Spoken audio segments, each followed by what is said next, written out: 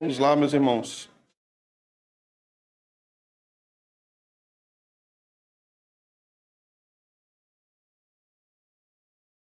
Vamos nos acomodar.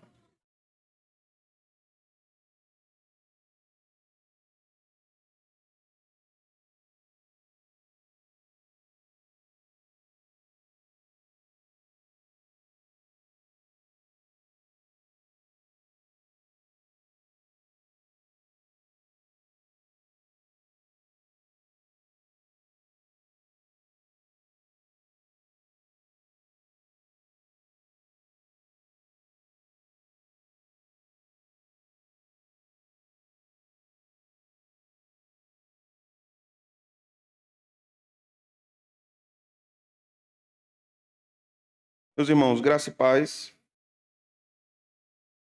Hoje nós vamos dar continuidade aos nossos estudos sobre o mundo bíblico. Domingo passado nós começamos a estudar sobre o mundo do Antigo Testamento. Hoje nós vamos começar a entrar no mundo do Novo Testamento. E, na verdade, hoje não estudaremos propriamente sobre o contexto do Novo Testamento, mas o que antecede o início desse período ou dessa nova era na história da redenção. Então, nós hoje vamos estudar o que os estudiosos chamam de judaísmo do Segundo Templo, ou período intertestamentário, que foi aquela lacuna entre os dois testamentos.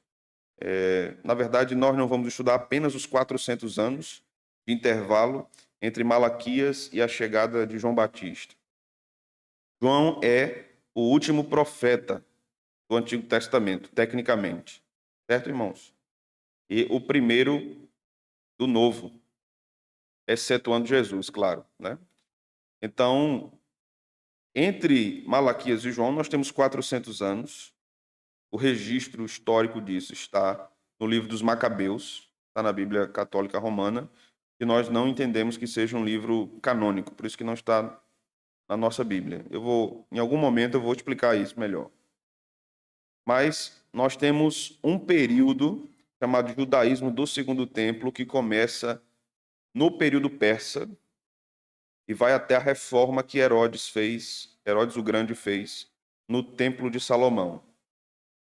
E esse período que nós vamos estudar hoje, e isso vai nos ajudar a entendermos o pano de fundo que está no Novo Testamento, ou o período que antecede o Novo Testamento. Por exemplo, eu fizer uma pergunta a vocês: quantos Herodes existiram no Novo Testamento?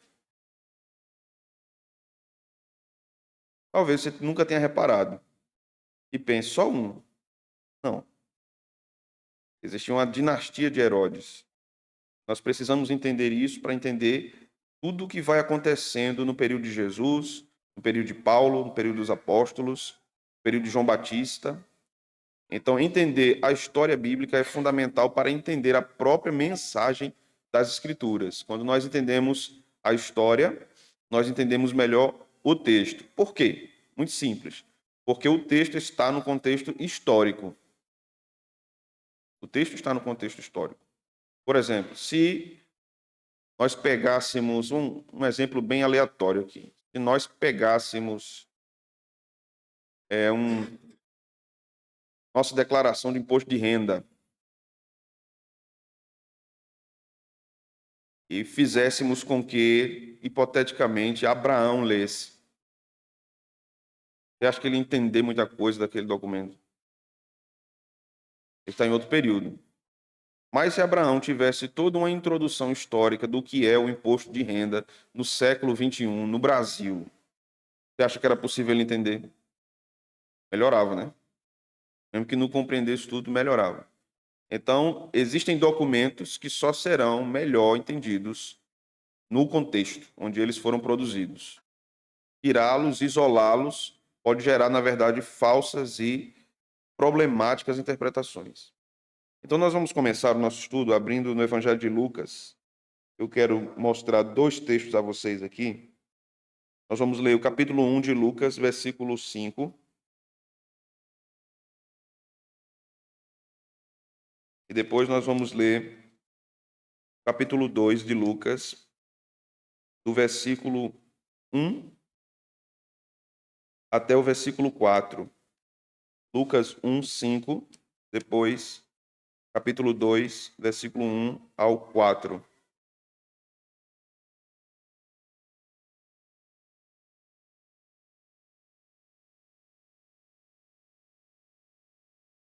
Vocês acharam, irmãos?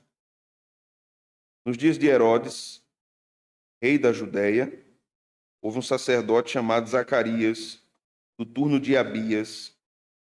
Sua mulher era das filhas de Arão, se chamava Isabel. Capítulo 2, versículo 1 até o versículo 4.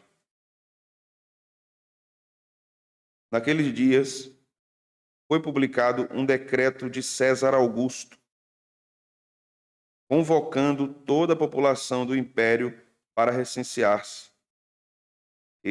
O primeiro recenseamento, foi feito quando Quirino era governador da Síria. Todos iam alistar-se, cada um à sua própria cidade.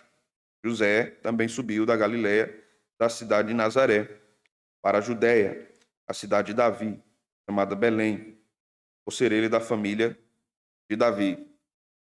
Vamos orar?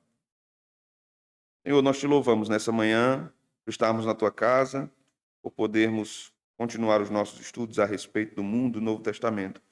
E a minha oração é que o Senhor use esses estudos para que meus irmãos tenham uma leitura mais produtiva, edificante das Sagradas Escrituras. Que teu Espírito use esse conhecimento também para nos dar mais segurança nas aplicações que fazemos da tua palavra à nossa vida, ao nosso coração. Senhor, traga entendimento, o Senhor ilumine nossa mente, nossa razão, para compreender como tu mesmo desenhaste toda a história da redenção. Nós somos limitados, não temos todas as informações, mas todas aquelas que o Senhor traz a nossas mãos, que possamos usá-las com prudência, possamos usá-las com responsabilidade, com temor ao Senhor.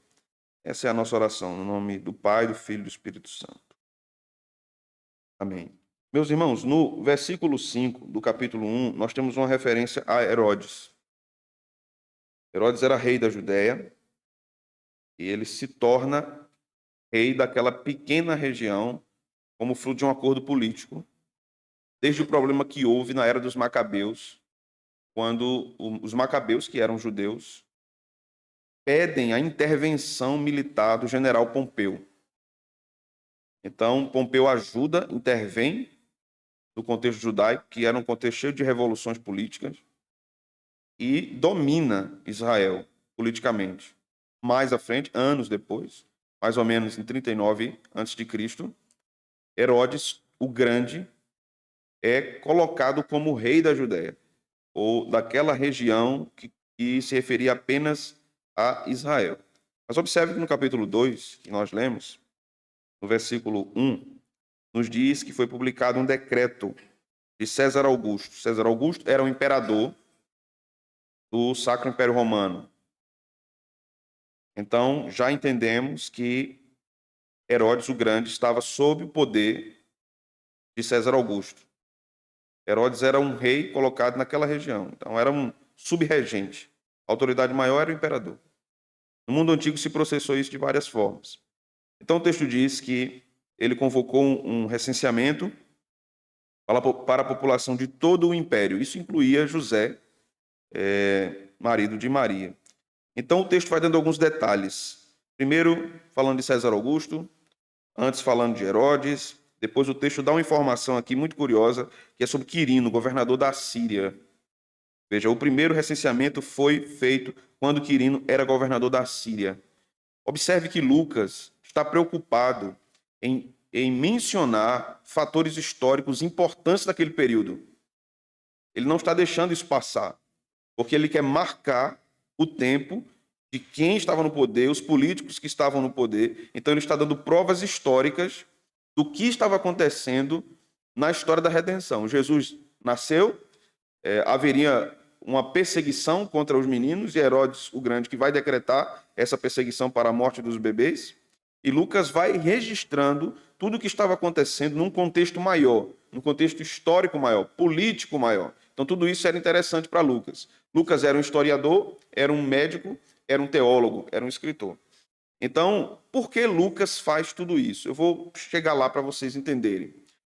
No versículo de número 4, nós lemos: José também subiu da Galiléia, da cidade de Nazaré, para a Judéia, a cidade de Davi, chamada Belém, por ser ele da família de Davi. Veja, José era da família de Davi, Maria era da família de Davi, Jesus era descendente de Davi, como profetizava o Antigo Testamento. Então, nós estamos lidando aqui com uma informação importante a respeito do cumprimento das profecias sobre a vinda do Messias. E Lucas está incluindo isso numa história mais ampla, em relação a Quirino, que era governador da Síria, em relação a Herodes o Grande, em relação a César Augusto. Nós vamos voltar para o capítulo 1 e vamos ver algo interessante aqui, versículo 1 até o versículo de número 4. Visto que muitos ouvem e empreenderam uma narração coordenada dos fatos que entre nós se realizaram, conforme nos transmitiram os que desde o princípio foram deles testemunhas oculares e ministros da palavra. Igualmente a mim, me pareceu bem, depois de acurada investigação, de tudo, desde a sua origem, dar-te por escrito, excelentíssimo Teófilo, uma exposição em ordem, para que tenhas plena certeza das verdades em que foste instruído. O nome de Teófilo aqui é para quem Lucas está enviando o primeiro tomo de sua obra, o primeiro volume de sua obra. Lucas escreve 2 obras, 2 tomos, Lucas e Atos. Então, quando nós lemos o Evangelho de Lucas, é interessante que depois de Lucas leiamos Atos, porque Lucas dá continuidade aos seus registros a respeito do que acontece no primeiro momento, no primeiro século, na igreja ali. Teófilo significa amigo de Deus. Alguns estudiosos vão sugerir que Teófilo não era um homem, mas que Lucas estava escrevendo coisas importantes a respeito da vinda de Jesus para todo aquele que fosse servo de Deus. Teófilo, fosse amigo de Deus. Na verdade, pode ser as duas coisas. Teófilo poderia ser um homem, de fato, que viveu, mas isso também tem um significado, seu nome tem um significado para nós. E todos esses registros foram dados para o povo de Deus, para aqueles que servem a Deus. Jesus disse: agora vocês são meus amigos. Disse aos seus discípulos: vocês são meus amigos. Então isso mostra, meus irmãos, que a Bíblia está preocupada com um contexto que estava posto e tudo que vai acontecendo nesse contexto.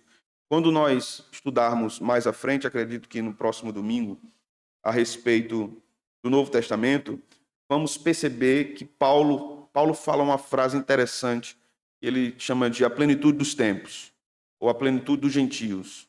Então, a ideia de plenitude aí é de enchimento, de esborrar. Então, chegou no momento mais alto da plenitude dos gentios. Deus enviou o seu filho, nascido sob a lei, nascido de mulher. E para que esse tempo chegasse, Deus preparou o mundo para a vinda de Cristo. Deus preparou o mundo com a língua grega, especialmente o grego koiné, que era a língua que era falada no Império Romano, e nós vamos perceber que isso é imposto para a cultura judaica lá atrás, nós vamos estudar isso hoje, lá atrás, quando Alexandre o Grande governa. Então, Alexandre tinha uma ideia de expansão política, territorial e educacional. Então, Alexandre impõe que todos no Império grego, que ele era imperador grego, falassem grego. E vamos ver que era Deus que estava preparando isso. Mesmo essa imposição, veja que interessante, mesmo esta imposição aparentemente tirânica de Alexandre, era um instrumento da providência de Deus. Por quê? Porque quando Jesus viesse e os apóstolos pregassem e fossem perseguidos, a igreja ia sair para vários lugares, de fala grega, e pregariam o evangelho nesses lugares que estavam dentro do Império Romano de fala grega. Assim acontece com Paulo, que vai para vários lugares e prega. No Império Romano se institui o que foi chamado de paz romana. Isso fazia com que um cidadão romano tivesse livre acesso a todas as partes do império.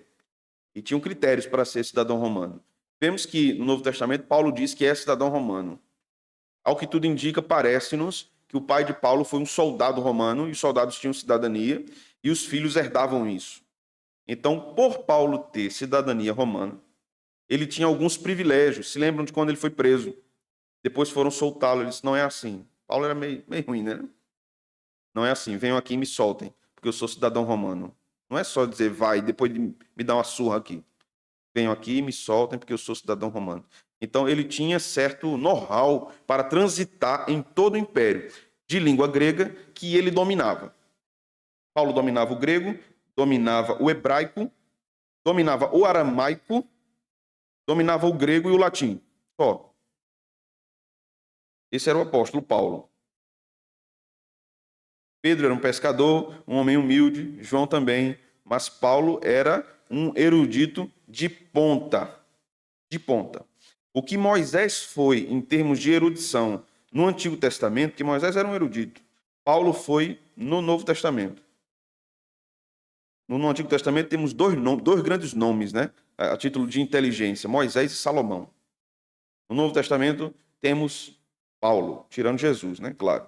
Temos Paulo. Mas vamos prosseguir. Vejam, na introdução, a maioria dos escritores do Novo Testamento cresceu no mundo do judaísmo do Segundo Templo, na época entre a reconstrução do templo, em 516 a.C., e sua destruição final, em 70 depois de Cristo. Essa destruição é a que Jesus profetiza, quando ele diz que o templo seria destruído, não ficaria pedra sobre pedra.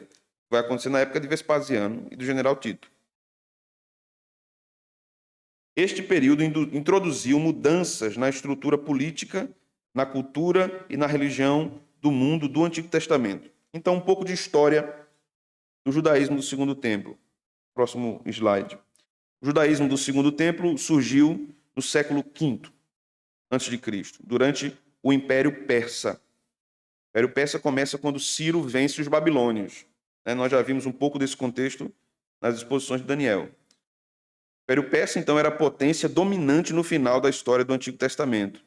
Os hebreus, tanto os que viviam em sua própria terra, como aqueles que estavam dispersos por vários lugares do mundo, parecem ter tido uma vida relativamente comum, exceto por acontecimentos como a reconstrução do templo e dos muros de Jerusalém. Isso se dá na época de Neemias, que reconstrói o templo, e de Esdras, sacerdote. O livro de Esté também acontece nesse período de governo persa. Assuero era um rei persa. Então, a forma que a nossa Bíblia está diante de nós hoje está basicamente por ordem de gênero literário, não em ordem cronológica. Então, se nós fôssemos ler em ordem cronológica, por exemplo, só um exemplo, nós leríamos Isaías, Jeremias, leríamos Ezequiel, Daniel, Neemias, Esdras, Esté, Malaquias. E aí temos também os profetas menores, Ageu e todos eles que profetizaram. Em ordem cronológica, não leríamos Abacuque como profetizando depois do exílio babilônico, mas antes. Abacuque profetiza antes do exílio acontecer. Ele diz como o povo sofreria no cativeiro babilônico. Então, os profetas menores estão ali, profetas maiores, os livros poéticos e de sabedoria, os profetas anteriores, históricos e a lei de Moisés. Então, tudo isso está agrupado por gênero e não em ordem cronológica. É interessante nós fazermos uma leitura cronológica da Bíblia. Porque, por exemplo, em termos cronológicos, quando nós lemos Gênesis e chegamos até o capítulo 11, depois do capítulo 11, em termos cronológicos, de sequência histórica, depois do capítulo 11 vem o livro de Jó. Jó vive no tempo de Abraão. Jó é contemporâneo de Abraão. Observe que quando você lê Jó, você não tem nenhuma menção à lei de Moisés. Não sei se você já percebeu isso. Não há nenhuma menção à lei de Moisés, porque não existia a lei de Moisés. Jó era um patriarca. E Jó era um gentio. Jó não era um hebreu.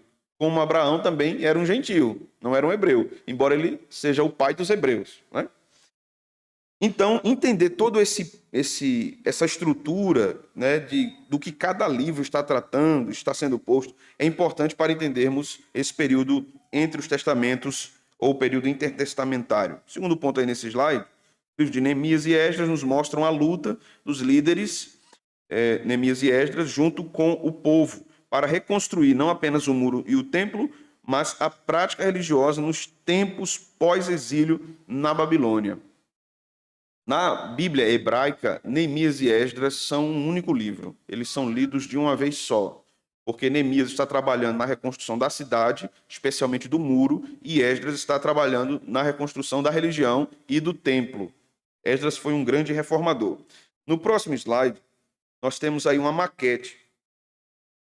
Foi feita na década de 60, uma maquete do Templo de Herodes. Esse Templo de Herodes é o seguinte: quando os babilônios invadem Israel e levam judeus para o cativeiro, o templo de Salomão é destruído. É destruído. Então, no período de Esdras, esse templo é reformado de forma simples, não com luxo como era no templo de Salomão. Então, Herodes o Grande, em mais ou menos 30 e poucos antes de Cristo, faz uma reforma do templo que Esdras tinha começado. Então, a maquete do que era o templo no período de Herodes é essa. Era mais ou menos assim. Bonito, né? Podemos passar aí o slide. Então, veja. De acordo com a Bíblia hebraica, esse templo substituiu o templo de Salomão, que foi destruído pelo Império Neobabilônico, que é o Império de Nabucodonosor, em 586. Quando Jerusalém foi conquistada, a parte da população do reino de Judá foi exilada para a Babilônia. Nós já estudamos muito sobre isso. De acordo com a Bíblia, o segundo templo era originalmente uma estrutura bastante modesta, construída por vários grupos de exilados judeus que retornaram da Babilônia ao Levante sob o governador Zorobabel, nomeado pelos Aquemênidas.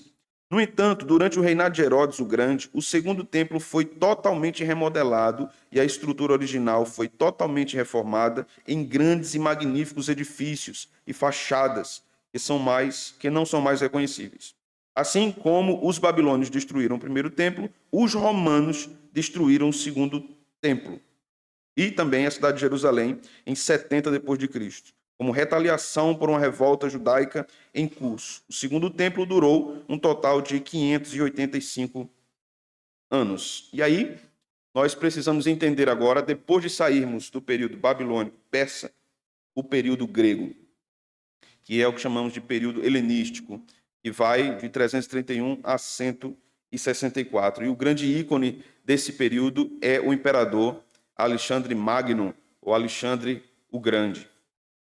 Então, nesse slide, eu coloquei aqui, por volta do ano 330, os persas foram vencidos pelos gregos, que contavam com a liderança de Alexandre o Grande. Além da conquista militar e do controle político, Alexandre tinha a intenção de difundir a cultura grega, incluindo a língua grega. Com isso, os judeus passaram a jurar lealdade a Alexandre. E no início, via de regra, não foram perturbados. Após a morte de Alexandre e as lutas que as seguiam, o império foi dividido entre 4 generais, os 4 principais generais de Alexandre o Grande. E aí começa toda a confusão no período imperial, antes da ascensão do Império Romano. Então, primeiro, o Império Ptolemaico, que provém de um dos generais de Alexandre. Os judeus foram controlados pelo Império Ptolemaico, que era um império egípcio, de matriz egípcia. Uma considerável comunidade judaica também cresceu no Egito e uma grande colônia judaica continuou influente em Alexandria, muito tempo depois de Cristo. Alexandria era um centro cultural do Egito e da cultura helênica também. Alexandria fazia parte de um grande movimento intelectual no mundo todo. Uma tradução grega do Pentateuco, então, foi feita no Egito, em 250 a.C., e o restante do Antigo Testamento por volta de 130, e essa tradução é denominada de Septuaginta. Basicamente, nesse período. Era essa tradução da Bíblia que Jesus lia. Jesus lia a Bíblia em grego. Então, boa parte do interior da Palestina, fora de Jerusalém, adotou a cultura grega. E, possivelmente, a vertente teológica dos saduceus em não crer na ressurreição provém da influência grega, porque os gregos também não creem na ressurreição. Então, o povo judeu sofreu forte influência de várias culturas. Por isso que as idolatrias entraram, é por isso que a mutação no tipo de afinidade doutrinária mudou, no caso dos saduceus, que não criam na ressurreição, porque tinham uma forte influência grega desde essa época. Os saduceus vão surgir mais à frente. Mas isso aqui vai se perpetuando na cultura judaica. A cultura dos impérios anteriores vai penetrando no imaginário religioso dos judeus. E aqui eu faço um parêntese e um adendo. Conosco não é diferente. A cultura que nós estamos inseridos pode influenciar o nosso imaginário religioso. Muito. Pelo fato de não termos segurança bíblica do que as Escrituras diz a respeito de determinadas doutrinas. Por exemplo, eu cansei de ver e fazer, por exemplo, funerais, em que pessoas falavam antes de mim, antes de eu pregar, e diziam que aquela pessoa no caixão não estava mais ali. Aquilo ali só era carcaça. E que aquilo ali não servia para nada. Que aquela pessoa estava no céu. Essa é uma verdade parcial. Porque o corpo, para Deus, é importante. Por isso que ele será ressurreto. Então, quando nós morremos, sim, a nossa parte imaterial está com Deus. Somos crentes. A nossa parte material está ali. Ali somos nós. Lá somos nós. O que acontece é que esta parte material não tem vida sem a alma. Mas ali há uma parte de mim. E Deus leva isso tão a sério que no retorno de Jesus essas duas partes se reencontram. E essa parte física é glorificada. Todo pecado é tirado dela, é amputado dela. Então essa é uma influência grega. Esse corpo não serve para nada. Isso é platonismo. Aí você pode ver um irmão simples, humilde, ou uma irmã simples e humilde, que nem sabe o que é platonismo, nem o que é cultura grega. Mas ele foi influenciado por isso. Eu cansei, por exemplo, de visitar crentes e quando chegar na sua casa, eles dizem assim, pastor, eu sei que você gosta tanto de ler, eu queria mostrar a você meus livros. Vamos lá? Vamos. Eu gosto de ver a biblioteca dos crentes. E quando chegar lá, eu ver livros como O Grande Conflito, Desejado das Nações, tudo adventista.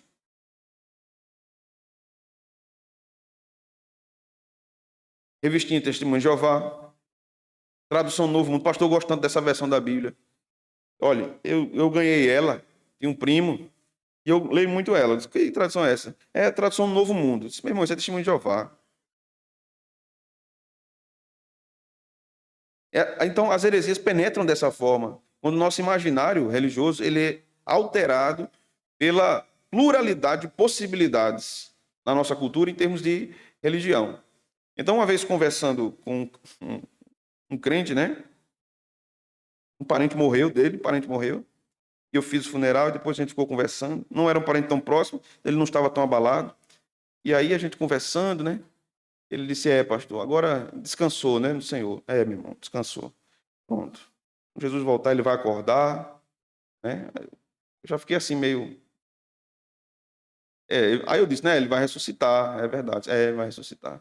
Mas enquanto isso, na Bíblia ele está descansando lá, né, dormindo, né? Eu disse, dormindo? E não é não, pastor. Eu disse, dormindo? Eu aprendi assim, pastor, na igreja. E quando o crente dorme, ele fica dormindo até Jesus voltar. Essa é a doutrina do sono da alma adventista.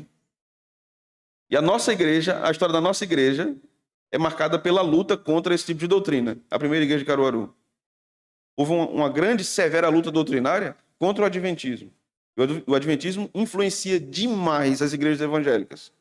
Quem nunca foram influenciados, nós também sofremos esse tipo de influências, né, no nosso meio. Então, quando você observa, por exemplo, igrejas nem igrejas, né, mas assim, grupos neopentecostais, você vê cerimônias de uma espécie de libertação no corredor do Sal Grosso, com os obreiros, pastores vestidos de branco, o sabonete ungido, isso vem da macumba.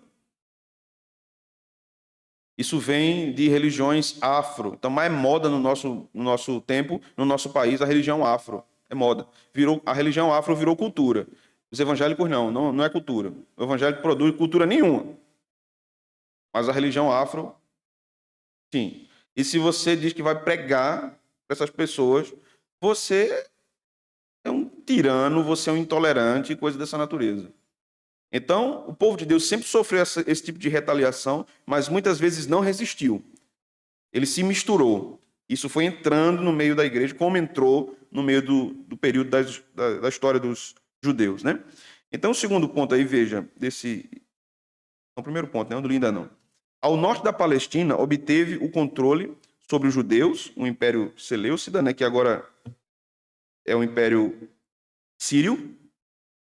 Os seleucidas tentaram difundir o helenismo por todo o seu império. Os judeus foram proibidos, sob pena de morte, de praticar seu modo tradicional de vida, incluindo sua religião. O templo de Jerusalém foi transformado em santuário pagão e a perseguição se tornou predominante. Então, Matatias, um idoso sacerdote, juntamente com seus 5 filhos, liderou a revolta, e essa revolta é conhecida como a Revolta dos Macabeus. Então, com a morte de Matatias, a liderança coube a um de seus filhos, Judas, conhecido como Judas Macabeu. Eu recomendo que os irmãos leiam os livros de Macabeus. Qual é o problema ali? Há, por exemplo, doutrinas que não condizem com as Sagradas Escrituras, como os outros livros apócrifos, pseudepígrafos, que a Igreja Católica insere no Antigo Testamento. O nosso problema com esses livros são vários. Primeiro é que os livros do Antigo Testamento, via de regra, foram escritos em hebraico e porções em aramaico, que é uma variação do hebraico. Partes de Daniel e de Esdras em aramaico. Nenhum livro do Antigo Testamento foi escrito no período grego. Nenhum livro.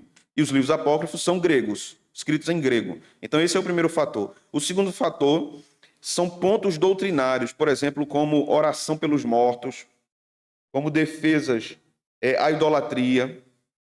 Mas há riqueza histórica nesses livros. Os irmãos entendem? O registro que eles fazem desse período da história dos Macabeus é o único material confiável em termos históricos, não em termos doutrinários, em termos históricos. Então, ler o livro dos Macabeus é importante para estarmos conscientes do que está acontecendo do final do Antigo Testamento para o início do Novo Testamento. Mas, repito, o livro dos Macabeus não é um livro bíblico. Os reformadores reconheciam que não era bíblico, mas todos os reformadores diziam: há valor histórico. Há valor histórico. Eu terminei aqui?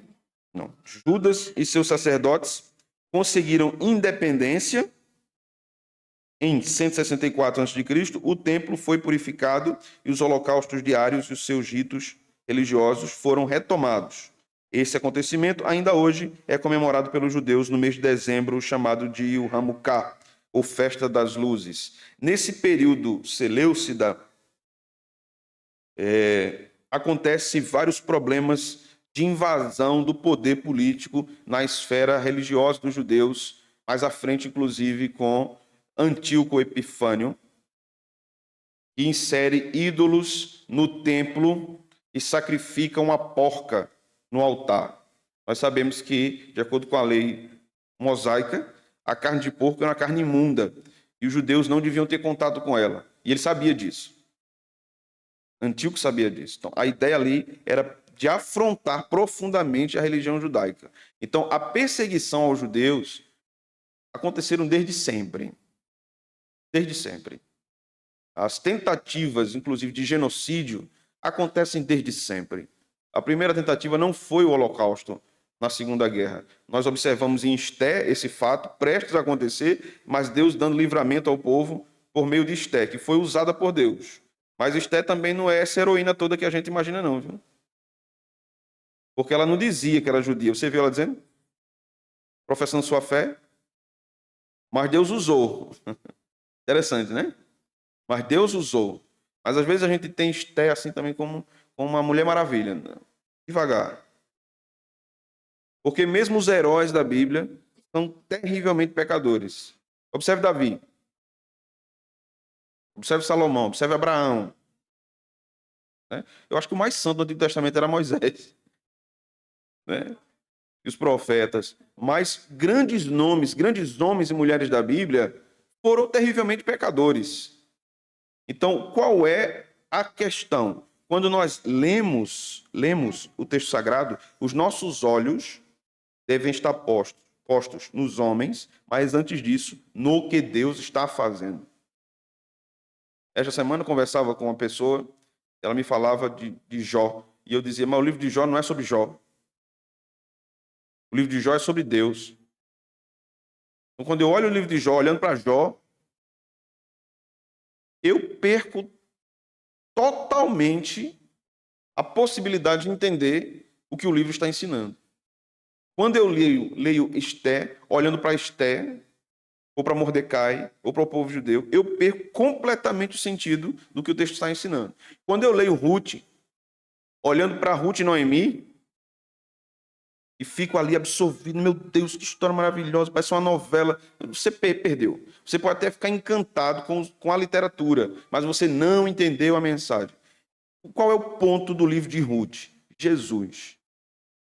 O objetivo de Ruth é escrever a história de uma mulher que vai ter um filho e que vai ser bisavó de Davi, de Jesus, da descendência de Davi. Mas quando nós olhamos para Elimeleque, para Noemi, Elimeleque pecou, ele saiu da terra onde Deus mandou ele ficar e foi para Moabe, ele pecou.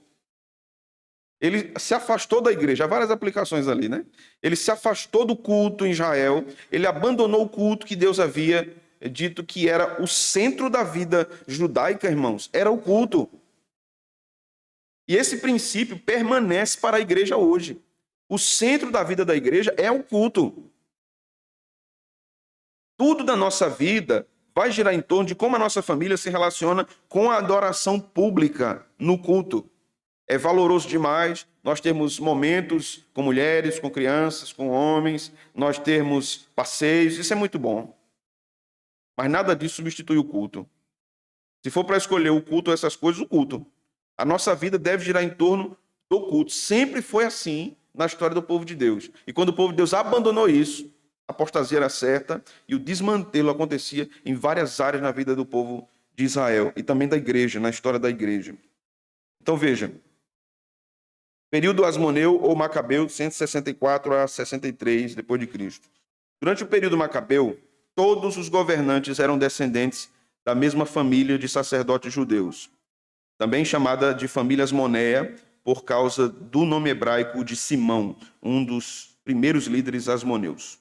9 governantes sucederam Judas Macabeu no trono, inclusive 2 de seus irmãos. A partir da segunda geração, os governantes macabeus se tornaram cada vez mais ditatoriais, corruptos, imorais e até mesmo pagãos. Essa parece que virou uma regra de todo o processo monárquico, né? Você tem um bom rei, um rei que abençoa o povo, que cuida do povo, e depois você tem um período de degeneração da monarquia. Observe Salomão, depois seguindo de Roboão, depois da divisão dos reinos, e tudo que vai acontecendo no Reino do Norte, por exemplo. Basicamente, todos os avivamentos que houve em Israel, depois da monarquia, aconteceram no Reino do Sul, no Reino de Judá, porque o Reino do Norte estava profundamente mergulhado na idolatria. Então, isso parece que acaba virando uma regra no sistema monárquico. Você tem uma degeneração contínua do reinado dos homens. Por quê? Porque o único reinado perfeito é o de Deus. O único reinado perfeito é o do Senhor de toda a terra. Conflitos internos, então, levaram líderes judeus a pedir a intervenção do general romano Pompeu, a fim de restaurar a ordem. Pompeu assim o fez, de bom grado, mas levou consigo o governo romano, que se instalou em 63 d.C. e permaneceu até o século IV d.C. Então, nós entramos no período romano. Ao tomar Jerusalém, Pompeu entrou no templo, inclusive no Santo dos Santos. Para os judeus, este foi um insulto e sacrilégio supremos. Os romanos não conseguiam entender por que os judeus se ofendiam com os vários exercícios de privilégio, e controle por parte do seu conquistador. Daí em diante, houve cada vez mais profunda desconfiança e animosidade, o que persistiu por mais de um século, até que os judeus se rebelaram e os romanos acabaram com o Estado judaico. Agora eles governavam, toleravam os judeus, mas governavam tudo em relação ao povo de Israel. Então, o leitor do Novo Testamento deve permanecer ciente dessa implícita e buliçosa tendência que caracteriza muito daquilo que acontece, inclusive, durante o ministério de Jesus. E aí nós entramos no período terrível de governo na Judéia, que é o período herodiano. 37 depois de Cristo, o Senado, ou melhor, antes de Cristo, o Senado nomeia Herodes, o Grande, rei de toda a Palestina, até sua morte, em 4 depois de Cristo. Herodes manteve este cargo cooperando com todo e qualquer grupo ou imperador romano que ascendesse ao poder. Ele era rei quando Jesus nasceu. Foi Herodes quem mandou matar os meninos recém-nascidos em Belém. Eu acho que ele era mais másculo do que isso aqui, viu, irmãos? Que está aqui. Mas eu só achei essa foto legível e eu botei. Aqui o negócio está meio estranho. Herodes, então, empreendeu grandes projetos de construção e um deles foi o templo, a reforma do templo. Aquilo ali era menino dos olhos de Herodes.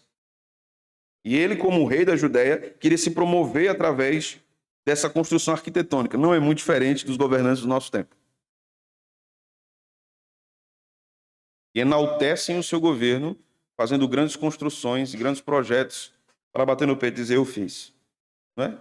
Não há nada de novo debaixo do céu. Nada de novo. Por vontade de Herodes, seu reino então foi dividido entre os 3 filhos. E aí começa a piorar a situação do povo, né? Vou botar aqui meus meninos no poder, né? Tráfico de influências e o nepotismo é muito antigo.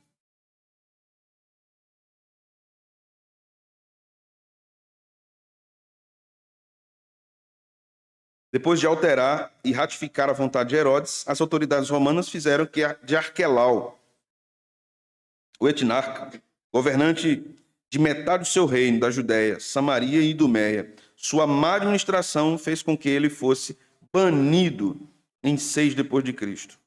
Ele foi substituído por governadores, dos quais o mais conhecido foi Pôncio Pilatos, que reinou de 26 a 36 depois de Cristo. Pilatos foi o governador durante o ministério de Jesus e que sancionou a morte do Salvador. Então, quantos Herodes existiram? Herodes o Grande, filho de Antípate, como nós já vimos.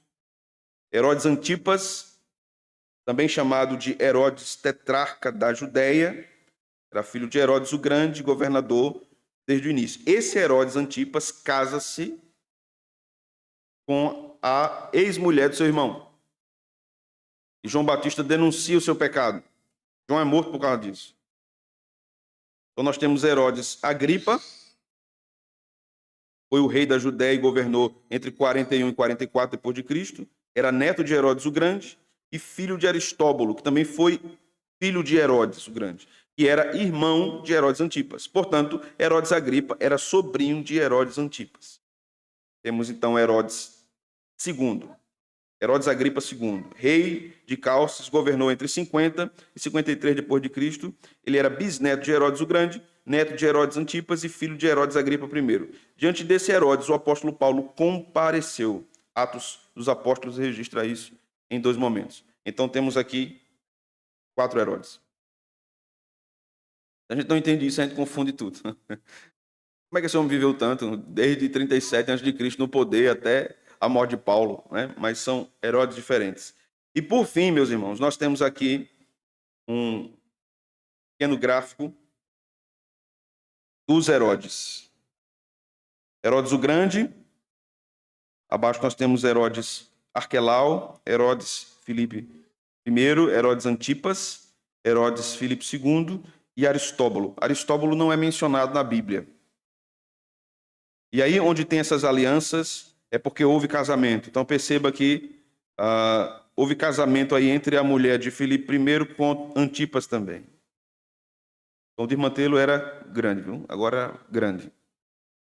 E o profeta de Deus estava denunciando aquilo na corte real, dizendo que era errado. Na história da igreja, nós também observamos isso.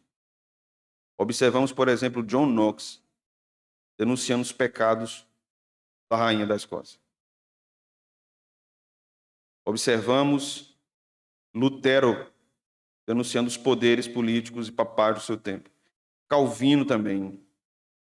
E hoje, infelizmente, a covardia tomou conta da igreja, em denunciar os pecados dos poderes públicos, por medo de perseguição, por medo de aprisionamento, por medo de cerceamento por parte do governo. Então, para o nosso tempo, é melhor abrir mão da verdade do Evangelho do que correr o risco de morrer. Ainda bem que os nossos irmãos do passado não pensavam desse jeito, porque se pensassem, nós não estávamos aqui hoje. Então, este quadro mostra quem foram esses Herodes. Irmãos, tem perguntas?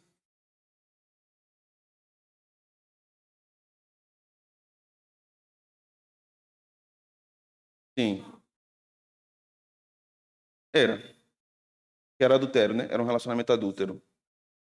Então, por exemplo, no texto do Antigo Testamento, as primeiras vezes que menciona Batseba, ainda grávida do filho, fruto do adultério, o texto chama ela de a mulher de Urias. E depois da morte de Urias e da morte do menino, chama de mulher de Davi. E uma vez que o marido morreu, uma vez que Deus julgou o pecado com a morte do menino, em tese, Batseba estava livre para contrair casamento com Davi, né? Então, o que acontece lá no Novo Testamento também é assim, é fruto de adultério. Então, se ele contrai núpcias com a esposa de seu irmão, a mulher é do seu irmão. É uma relação adúltera. Deus chama isso dessa forma, que a mulher não é dele, né? E Deus julga posteriormente esse governante. Pode falar, Valdir.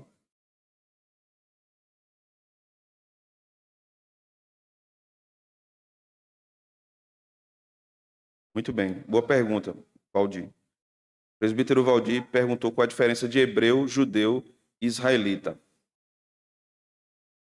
O povo hebreu existe antes do povo israelita. Embora o povo israelita provenha dos hebreus e são continuamente chamados de hebreus. O povo hebreu vem de Abraão, mas o povo de Israel oficialmente só começa em Jacó, que tem o seu nome mudado para Israel. Daí acaba-se que hebreu e israelita torna-se sinônimo, né, no Antigo Testamento. O termo judeu, inicialmente, obrigatoriamente, é ligado a todo membro da tribo de Judá. Não foi de Judá, é um judeu. Mas o que acontece? No cativeiro babilônico, judeus do Reino do Sul são trazidos para a Babilônia, como Daniel e seus amigos. E ali se torna sinônimo chamar todo hebreu e israelita de judeu. Então, a partir da Babilônia, todo hebreu israelita é chamado de judeu, até o dia de hoje, por causa desse cativeiro babilônico. Então, os três termos acabaram se tornando sinônimos, mas eles vão aparecendo em lugares diferentes da história. Primeiro hebreu, israelita e depois judeu. Mas é interessante, por exemplo, que Natanael é chamado de israelita por Jesus, né? Tu és um israelita. Então Jesus usa os dois termos, israelita e judeu. Então, para os judeus era sinônimo, principalmente nas falas do Senhor. Mais alguém, irmãos, quer perguntar?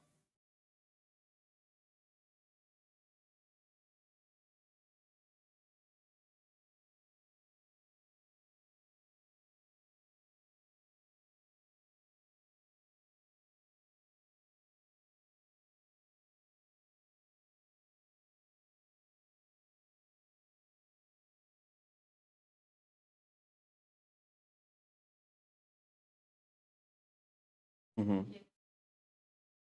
Todo mundo ouviu o que Clara falou? Alguns cristãos têm restrição quanto à cremação, né? Bom, se a restrição está baseada no fato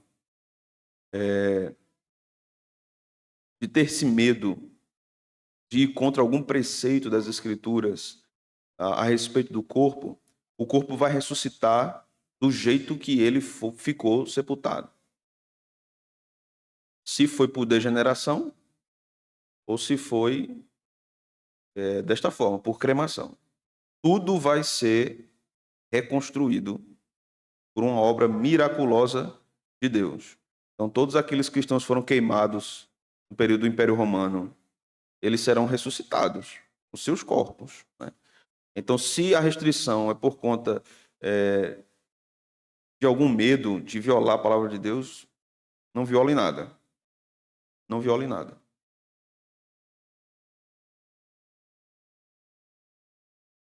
Exato. Veja, esses temores, né, eles precisam ser averiguados nas Escrituras. Precisam ser averiguados nas Escrituras, né? Jesus não ressuscita das cinzas, né? Seu corpo ainda estava caminhando para o processo de putrefação, né? Estava com ervas, estava com aromas que retardavam, né, o processo de putrefação. Mas o de Lázaro, por exemplo, já fedia, né? E quando Jesus o ressuscita, porque a gente não atenta para isso, né? Acho que só os médicos prestam atenção nessa parte do texto. Mas Jesus, quando ressuscita Lázaro, há uma reconstrução muscular e de tecidos na ressurreição de Lázaro. É um milagre maravilhoso. Não é só ele acordar da morte. Mas essa ressurreição de Lázaro é o que nós chamamos de ressurreição temporal. Lázaro morreu de novo, né?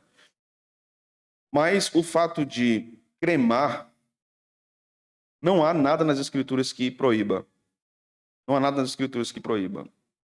Então, se alguém pensa desse jeito, né, seja feliz. Eu mesmo não quero. Eu mesmo não quero. Eu já morri, já é ruim. Então deixa meu corpo lá. Ainda vai me queimar, que ruindade desse.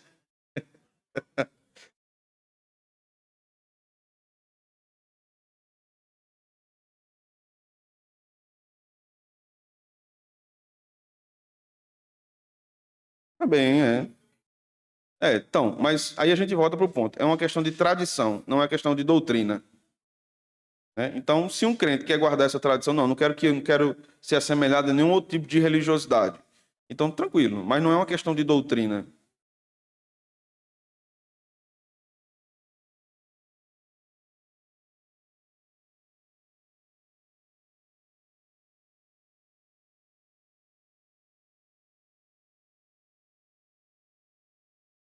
Sim, ok, mas qual é o ponto? Mais uma vez, voltamos à tradição. A teologia reformada diz o seguinte: nós nos baseamos no que Deus disse. No que Deus disse. Então, não há uma proibição de Deus, basicamente, para a cremação. Então, se alguém olha para a tradição dos judeus, da volta dos judeus aos seus antepassados, né, que é a ida para o paraíso e o processo todo de sepultamento, que era tradicional entre os judeus, então que guarde isso, né? Eu, basicamente, não desejo ser cremado, né?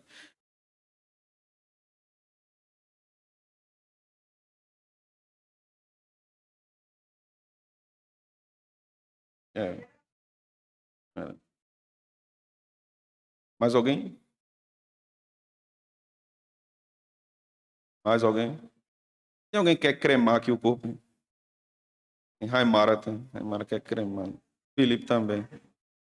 Oremos, irmãos, por nossos irmãos.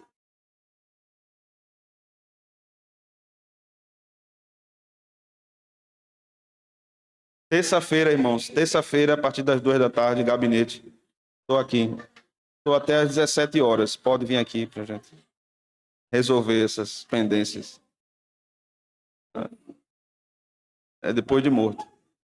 Só um detalhe, viu, irmãos, que Júnior me lembrou aqui. Quando a gente fala de cremar, é depois de morrer, viu? Para ninguém dizer assim, o pastor liberou, eu vou queimar esse abençoado aqui que está me aperreando.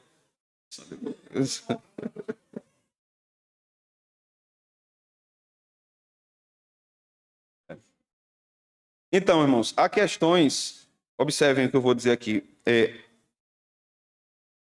há questões nas Escrituras, que eu vou usar uma fala de John Stott, que nós devemos adotar uma espécie de agnosticismo humilde. Nós não sabemos. Nós não sabemos, né? Então, o que é que Deus pensa sobre a cremação? Bom, Deus não disse nada. Deus não disse nada sobre isso, né? E basicamente não era um problema entre os hebreus, por isso que não se disse nada, né? Eles tinham uma prática. Então, quando, por exemplo, Paulo falou alguma coisa sobre fumar charuto, não tinha charuto. Paulo falou alguma coisa sobre cigarro, não tinha cigarro. Então a gente vai partir de alguns pontos do senso comum, da sabedoria bíblica. Bom, se isso faz mal ao corpo, não, né? A gente não deve usar. Se isso degenera o templo do Espírito Santo, isso não deve ser usado entre o povo de Deus. Mas, basicamente, nós não temos um texto que trate objetivamente sobre isso. Devemos olhar para as Escrituras de modo geral. Mas há pontos que nós devemos simplesmente reconhecer. Não sei. Não tenho como chegar a um ponto sobre isso se Deus não falou objetivamente sobre isso. Mais alguém? Quer perguntar, Neide? Não? Tu tá balançando a caneta assim, olhando para mim. Tu tá pensando, né? Hã? É vício, então. Se é um vício, então nós chegamos à conclusão que a Bíblia não permite, né? Mas o que eu quero dizer é não há um texto específico tratando sobre esse ponto, né? Então a gente tem que olhar, de modo geral, para a sabedoria bíblica. Então tudo que substitui a Deus na minha vida, eu devo abandonar. Tudo que propõe consolação no lugar de Deus para a minha vida, eu devo abandonar. No sentido de não ser um ídolo, né? Para mim. E o vício é ídolo. Então eu vou ao vício querendo redenção, querendo alívio, querendo libertação, querendo consolação. Então é pecaminoso, né? Por isso que a gente tem que olhar para um panorama bíblico mais amplo para julgar essas questões. Quanto ao vinho, vamos lá. Vocês são bonzinhos com o pastor.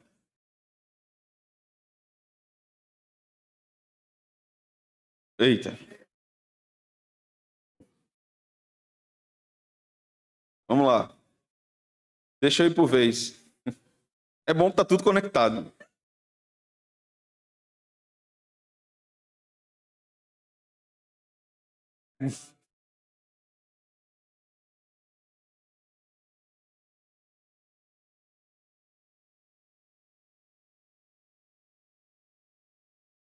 É,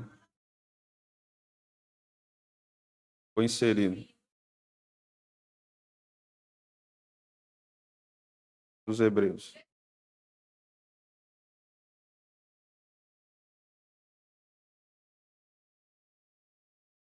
Uhum. Então, os judeus eram muito convictos do seu cânon, de Gênesis a Malaquias. Outros mais radicais diziam que era apenas a lei de Moisés, né? Irmãos, só um minuto. Eu vou responder todas as perguntas. Com a influência dos gregos no período do Novo Testamento, os cristãos começam a dialogar com várias questões de cultura e pensamento grego. Então, é a igreja cristã que insere isso. Então, nós vamos ter mais à frente, depois da morte dos apóstolos, uma necessidade de estabelecer um cano do Novo Testamento e uma revisão do Antigo, sendo que não acontece a revisão do Antigo. Acontece só o fechamento do cano do Novo. O do Antigo já estava resolvido no Concílio de Jamnia pelos judeus. Gênesis a Malaquias, essa é a palavra de Deus. Os cristãos precisavam definir o que era a palavra de Deus no Novo Testamento. Definir não, acho que a palavra é reconhecer. Porque vários livros estavam aparecendo. Apocalipse de Mateus, Evangelho de Paulo, Apocalipse de Pedro. Vários livros estavam aparecendo. Então, os gnósticos escreviam esses livros e usavam o nome dos apóstolos para que o livro tivesse acesso às igrejas. E muitas igrejas estavam lendo esses livros. Isso estava causando problema. Daí a explicação de Paulo estar constantemente lutando contra o gnosticismo nas epístolas. Porque esses escritos começaram a penetrar tanto verbalmente como de forma escrita, no seio da igreja. E aí a igreja definiu o cânon do Novo Testamento. E aí nós temos o período agora da morte dos apóstolos e dos pais apostólicos e dos pais da igreja, que continuam dialogando com a cultura grega. Então, por exemplo, Orígenes, que foi um grande teólogo da igreja, pai da igreja. Mas Orígenes tinha profunda influência grega. Por exemplo, ele acreditava na preexistência da alma. Ele dizia, antes de uma pessoa nascer, ela vive no céu, ou num estado espiritual. Isso não é bíblico, é grego. Ele acreditava que o corpo era mau, então por isso ele se castrou. Então isso é uma influência grega. Agostinho era mais bíblico, mas ainda era muito grego, muita influência platônica. Então somente na reforma é que os reformadores dizem, não, não é canônico, mas ainda assim permanece na mesma encadernação. Mas eles já frisam, não é canônico. Então é comum você ler Lutero, Calvino, e você vê uma menção a Eclesiástico, que não é Eclesiastes, né? Eclesiástico é um livro católico, ou alguma referência de algum livro apócrifo. Mas ele não usa aquilo como um texto normativo. Ou se usa com essa intenção, é com base em outro texto bíblico que diz a mesma coisa. Então, isso penetra, os livros apócrifos penetram por causa desse compromisso da igreja com a cultura e filosofia grega, que vai ser rompido totalmente na Reforma Protestante com Agostinho e com Lutero e com Calvino e com Zwinglio, basicamente. Mas penetra dessa forma, né? E pelo fato da igreja construir os seus dogmas com base nas demandas das heresias, a igreja no início não tinha uma confissão de fé. Então, a dogmática, a corpo de doutrinas que a igreja cria, vai sendo sistematizado a partir das heresias que vão surgindo. Então, a divindade de Cristo é questionada. Então, resposta da igreja. A divindade do Espírito Santo é questionada. Resposta da igreja.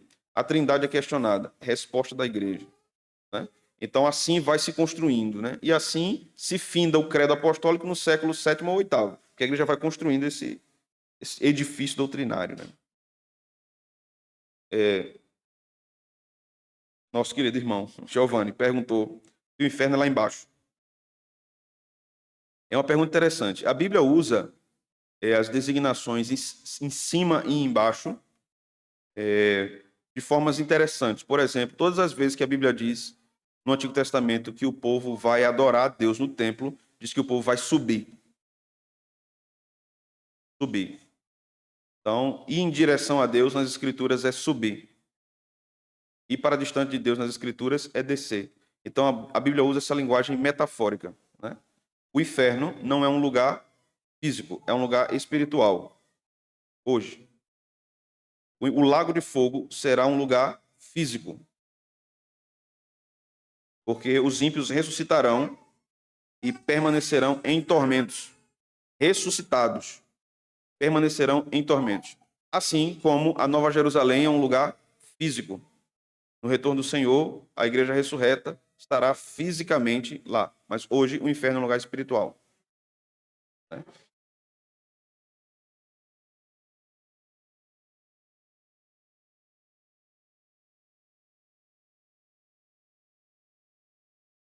Então, a referência ali à sepultura é a Sheol no hebraico. Sheol pode se aplicar tanto ao inferno em termos de condenação do ímpio, como a sepultura, a morte. E a referência do Salmo é a ressurreição.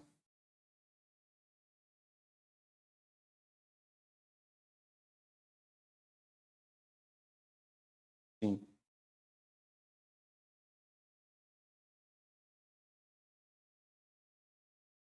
Então, os que estão debaixo da terra serão ressuscitados. Na vinda do Senhor, veja só, na vinda do Senhor, os mortos ressuscitarão. Veja só, na vinda do Senhor, os mortos ressuscitarão. Então, eles verão a volta de Cristo ressurretos. Não tem como um morto ver a volta de Jesus.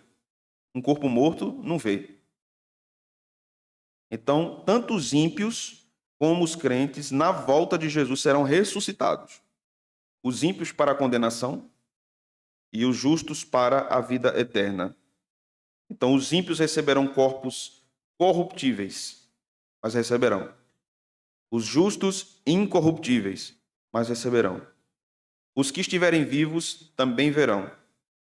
Os que estiverem no céu já estarão ressuscitando aqui. Eles não vão ver Jesus voltar lá e ficar olhando. Eles vão receber corpos. Então, diferente do que a cultura evangélica brasileira ensina, só haverá uma segunda vinda. E nessa segunda vinda, todos os mortos ressuscitarão. Uns para vergonha e desprezo eterno. Jesus diz isso. Outros para a consolação eterna. Então, a referência à terra é sempre a morte. É preciso que nós entendamos que o texto bíblico deve ser interpretado literalmente, mas respeitando a forma que o hebreu pensava.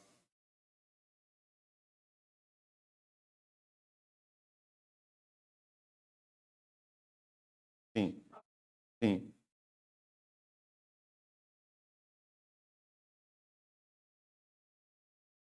Na- sim. Esse corpo totalmente reconstruído e glorificado. Não. Ele está num estado chamado Hades.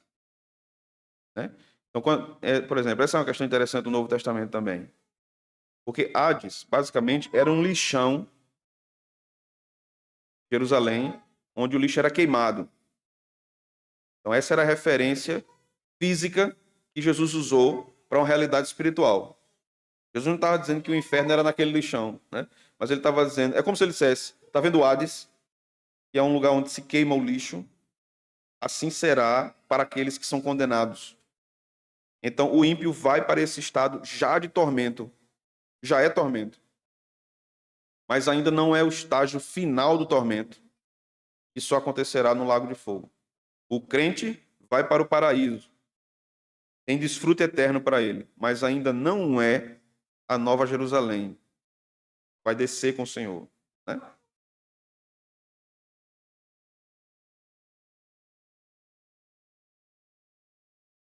Realmente eu acho engraçado. Eu só não conhecia essa ainda. Essa boa aí. Se ela for boa, ela não vai para lá, não.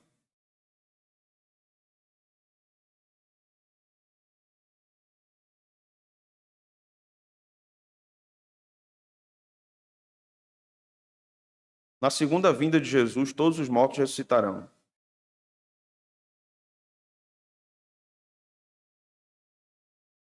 Aí é outro assunto.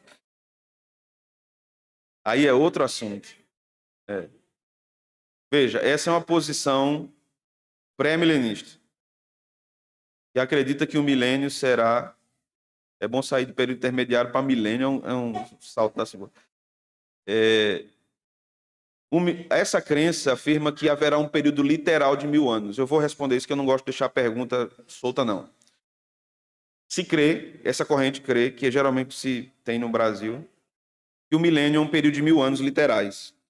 Não é assim? E que depois do milênio, então, é que haverá o juízo final. E os mortos ímpios vão ressuscitar aí. Essa é a crença. Né? Sendo que qual é o problema? Quando nós lemos Apocalipse, fazemos algumas perguntas. Os 4 cavaleiros do Apocalipse são literais ou são figurados? Figurados. Os selos são figurados ou literais? As taças são literais ou figuradas? O cavaleiro no cavalo branco do capítulo 19 é figurado ou literal? É figurado. Há uma referência histórica, mas ali é simbólico. Quando nós lemos todo o Apocalipse, percebemos todos esses símbolos. E por que, quando nós lemos o capítulo 20, nós entendemos que 1000 anos é literal? Por que nós entendemos que é literal? Esta crença do milênio como literal, ela existe basicamente de poucos anos para cá.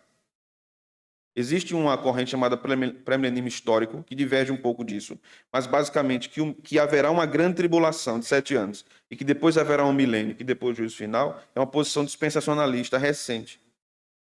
Majoritariamente não foi isso que a igreja creu sempre. Então, quando começa o reinado de Cristo? Vamos lá. Vamos abrir a Bíblia em Hebreus, capítulo 1.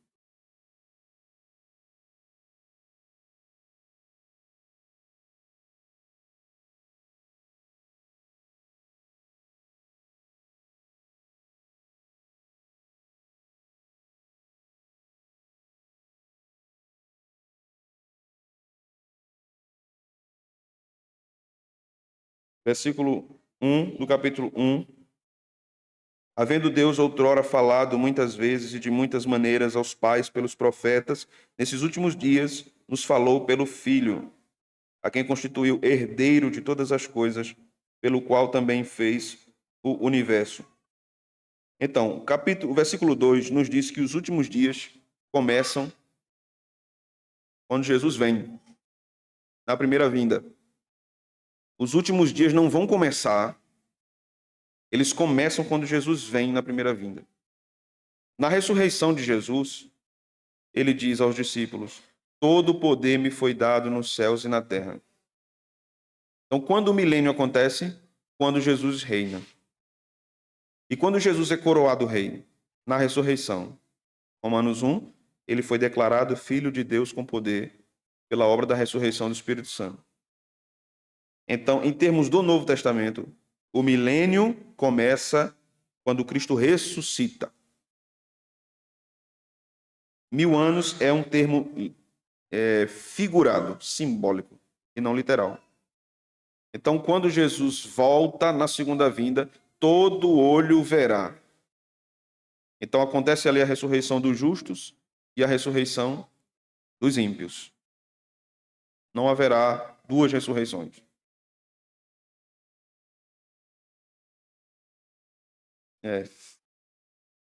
Nós fomos muito influenciados no Brasil pelo pré-milenismo, né?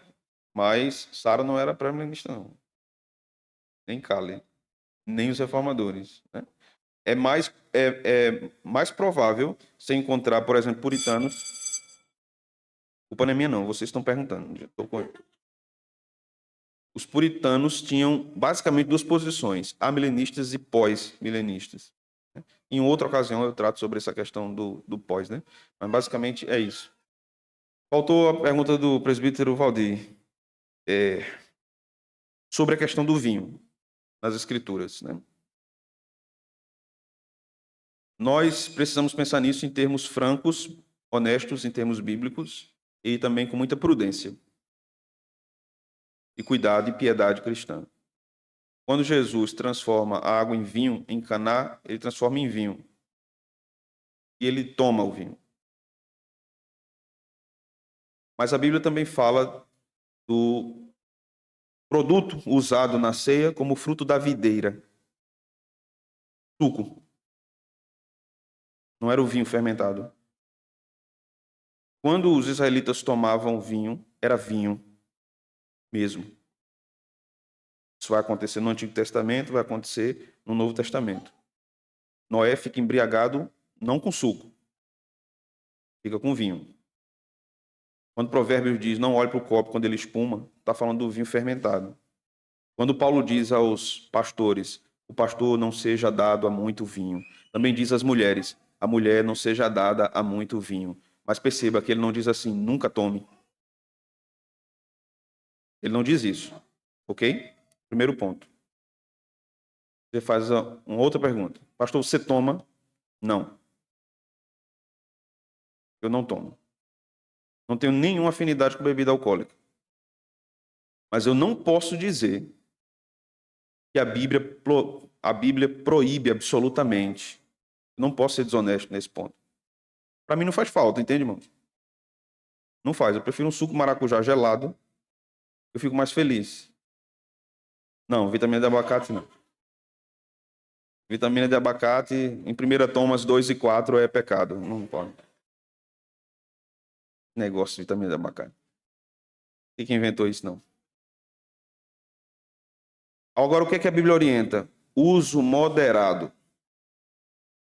Uso moderado. Conselho para irmãos que tiveram dificuldade com bebida antes de serem crentes. Fique longe da bebida. Fique longe. fuja da aparência do mal, mas não julgue seus irmãos que têm liberdade em Cristo. Paulo vai ensinar isso em Romanos 14. Se você não come carne, você deve respeitar o seu irmão que come. Sempre assim. Esses não são pontos para divergirmos. São pontos para respeitarmos. A igreja não deve nem gastar muito tempo discutindo sobre essas coisas, porque a Bíblia não discute sobre isso. O que a Bíblia deve ensinar é o equilíbrio. Então, se há irmãos que têm dificuldade com algo, tentação em relação a esse assunto, o meu conselho é: se distancie. Se distancie. Mas outros que não têm. Então, se eu chegar na casa de algum crente e ele me chamar para jantar e lá tiver uma garrafa de vinho, ele quiser tomar uma taça de vinho, eu não vou mandar ele jogar aquela cebola no lixo, não. Mas eu não tomo. Os irmãos entendem? Amém, irmãos? Mas eu não posso julgar o meu irmão.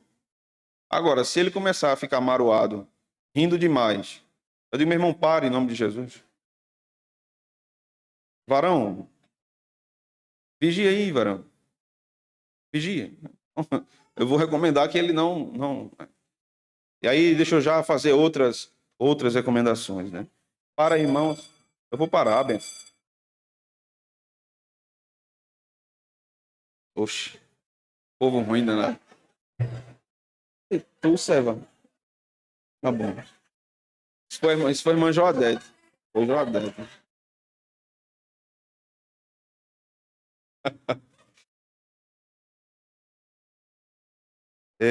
Fazer algumas recomendações aqui, irmãos, quanto a esse ponto, né?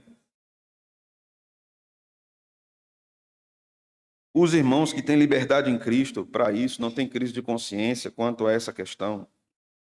Eu considero radicalmente diferente do fumo, viu? Radicalmente diferente do fumo. O fumo é um problema devastador. Mas irmãos que têm liberdade e controle quanto a essa questão, né? Se você não consegue parar na primeira taça, repense, viu? Repense e se afaste. Uma outra coisa, um crente piedoso não vai expor o evangelho ao escândalo. Nós vemos crentes hoje, por causa dessa liberdade, pecando em nome da sua liberdade. Então, uma observação também aos pais que têm filhos adolescentes e pequenos. Tenham prudência, para que esses meninos não cresçam com um desejo pecaminoso de só fazer 18 anos para poder beber. Então tenha prudência. Porque essa prática também, embora haja permissão bíblica, pode trazer coisas terríveis para dentro da sua casa.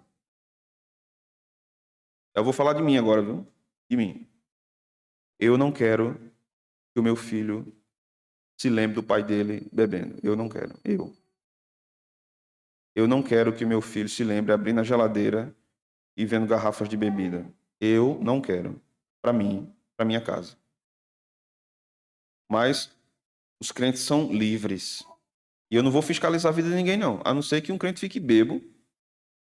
Ó, pastor, ficou bebo. Tá chegando bebo aqui na igreja, não sei o quê. Aí, meu irmão, aí é passivo de disciplina, viu? Passivo de disciplina. Mas eu vou dizer, irmãos, algo que Paulo disse em Efésios 5. Não vos embriagueis com vinho. Enchei-vos do Espírito. Porque o vinho era um sinônimo de festa para os judeus, né? De festejar e de se alegrar. Jesus tomou vinho. Mas Paulo vai dizer assim, é basicamente isso. Se embriague do Espírito. Beba o Espírito. Porque ele é a verdadeira e real fonte de alegria para a sua vida. Amém, meus irmãos? Antes de tocar a terceira vez, porque a primeira, a segunda é a tolerância, a terceira já é a expulsão, meu amigo. Já joga o cara pela janela. Vamos. A irmã Jodete quer falar alguma coisa ainda?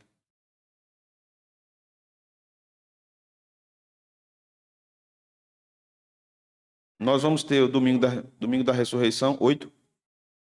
E hoje, às 15, nós vamos ter um café comunitário. Então já está havendo uma mobilização para nós estarmos nesse tempo, celebrando ao Senhor e também tomando um café juntos. Deixa eu só fazer aqui também uma última recomendação aos irmãos. Encorajamento. Meus irmãos, nós estamos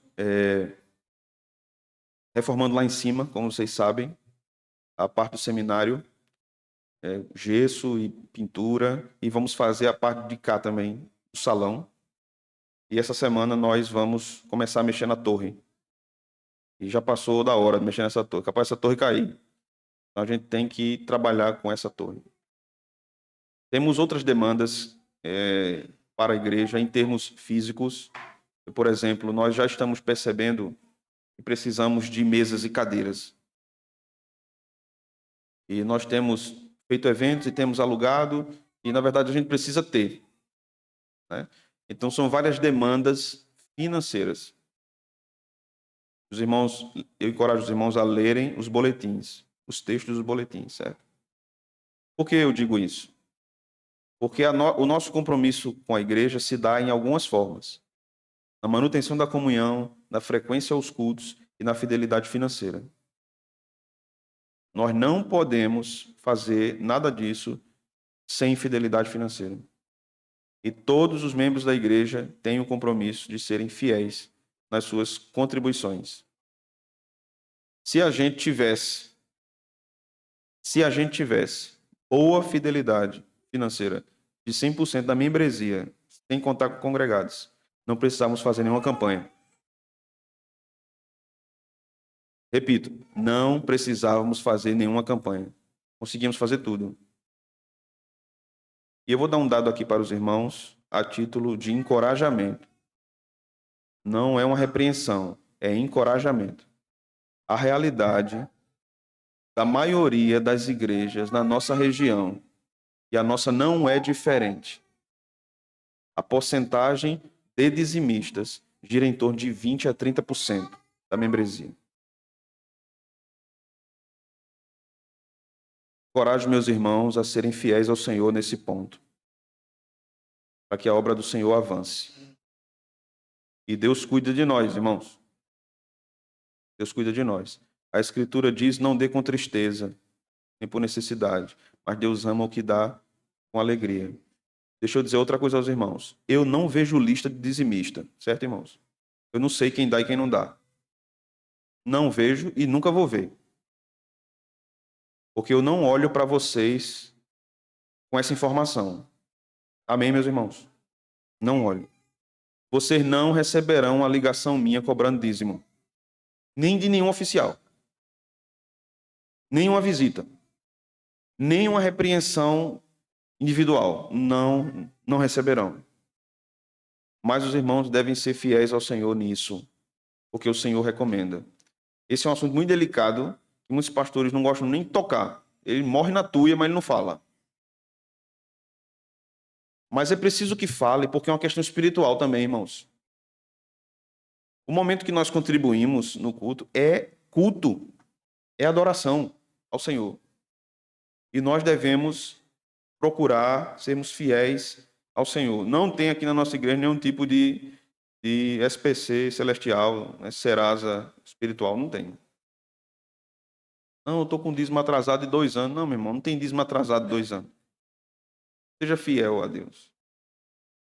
Fique em paz, seja fiel a Deus, né? Mas precisamos do engajamento de toda a nossa igreja. Eu não queria falar isso no domingo à noite. Nós temos muitos visitantes no domingo à noite.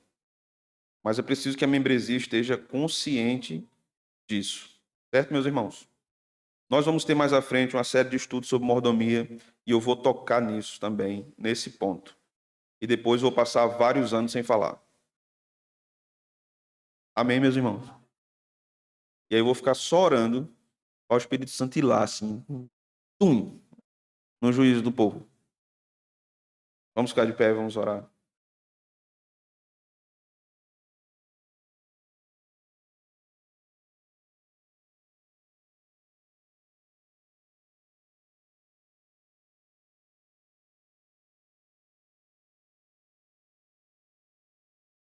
Meus irmãos, um aviso.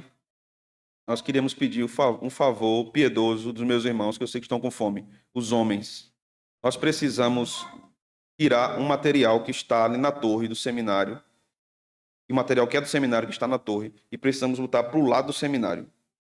Então, o irmão Diógenes, que é o secretário do seminário, está aqui para nos ajudar lá a levar, porque nós vamos começar a mexer na torre essa semana, e pastor Edicleito e Diógenes, durante a semana, não dão conta de fazer isso sozinhos. É só para a gente mover. Durante a semana, os irmãos vão arrumar lá, certo? Então, eu queria pedir a ajuda dos meus irmãos, os homens da igreja. Vamos orar? Senhor, nós te louvamos, te agradecemos nessa manhã por tudo que o Senhor nos deu. Pedimos que o Senhor leve teu povo em paz e que seja um tempo precioso de almoço, de comunhão com a família, de descanso também para o retorno do culto, no culto solene à noite.